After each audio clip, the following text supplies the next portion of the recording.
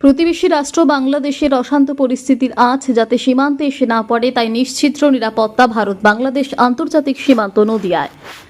অশান্ত পরিস্থিতি এখনো বিদ্যমান প্রতিবেশী রাষ্ট্র বাংলাদেশের হাসিনা সরকারের পতন ঘটেছে আজ। জানা যাচ্ছে তিনি পদত্যাগ করেছেন। বাংলাদেশের সেই অশান্ত পরিস্থিতির কোনো রকম আঁচ যাতে ভারত বাংলাদেশ আন্তর্জাতিক সীমান্তবর্তী এলাকায় এসে না পড়ে তার জন্য ভারত বাংলাদেশ আন্তর্জাতিক নদিয়ার সীমান্তবর্তী অঞ্চলে মোতায়েন করা হয়েছে বিএসএফ এর কড়া পাহারা। নিশ্চিদ্র নিরাপত্তার মোড়কে মুড়ে ফেলা হয়েছে সীমান্তবর্তী এলাকা, চলছে তল্লাশি। নদিয়ার কৃষ্ণগঞ্জের গেদে সীমান্তে বিএসএফ এর কড়া নজরদারির মাঝে 32 নম্বর battalion company commander Sujit Kumar জানিয়েছেন যে কোনো রকম পরিস্থিতির মোকাবিলা করতে তৈরি বিএসএফ জওয়ানরা। যদিও মঙ্গলবার সকাল থেকে কড়া নজরদারির মধ্যে দিয়ে যারা বিএসএফ এর চেকপোস্টে দেশে ফেরার জন্য এসে দাঁড়িয়েছেন তাদের পড়তে হচ্ছে বিএসএফ এর প্রশ্নের মুখে। কারণ যারা বাংলাদেশ থেকে ভারতে এসে চিকিৎসা করিয়েছেন তাদের মেয়াদ শেষ হয়ে গেছে ভিসার। সে কারণেই বাংলাদেশ যতই অগ্নিগর্ভ হয়ে উঠুক না কেন দেশে তো ফিরতেই হবে। তাই নিরুপায় হয়ে নদিয়ার সীমান্তবর্তী বিএসএফ চেকপোস্টে তারা সময় কাটাচ্ছেন। তবে বাংলাদেশের এই অশান্ত পরিস্থিতি নিয়ে সদ্য বাংলাদেশ থেকে ভারতে কিছু মানুষ ফিরে এসে বললেন, চোখের সামনে চলছে বাংলাদেশ, কখনো ভেঙে ফেলা হচ্ছে বাড়ি, রাস্তায় বেরোনো যাচ্ছে না, করা যাচ্ছে না বাজারঘাট। এমতো পরিস্থিতিতে বাংলাদেশে থাকা সম্ভব নয়। তাই দেশের মানুষ আমরা দেশেই ফিরে এলাম। অশান্ত বাংলাদেশ পরিস্থিতি কেমন বা কোথায় যাচ্ছেন আপনারা?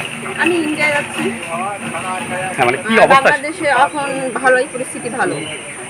এখন বাংলাদেশের পরিস্থিতি ভালো, এখন শান্ত আছে আপাতত, কোনো সমস্যা তো দেখা দিচ্ছে না। তারপরে আপনার শিল্প কারখানা আজকে সব খুলে দিছে।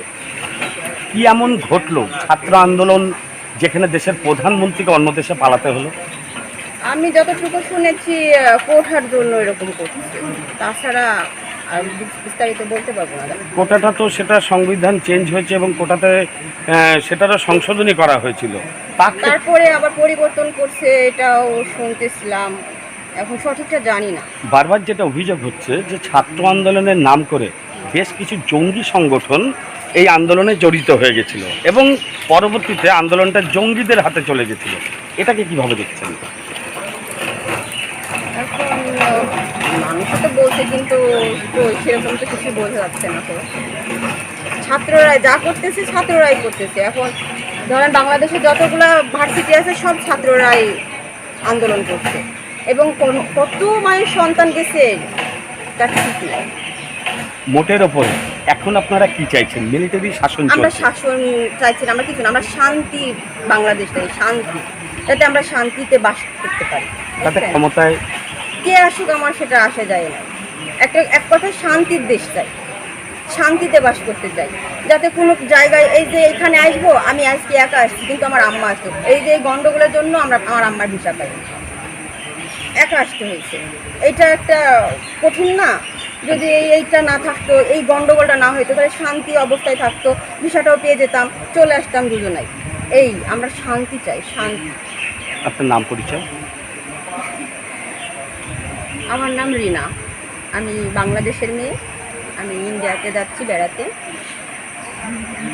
বাড়ি কোথায়? হ্যাঁ, বাংলাদেশ। তোমরা বাংলাদেশ থেকে আসছো? বলছি বাংলাদেশে কি অবস্থা এখন? ভালোই আছে অবস্থা। ভালো আছে? গন্ডগোল মিটে গেছে? হ্যাঁ। তোমাদের চোখে মুখে আতঙ্কের ছাপ কেন?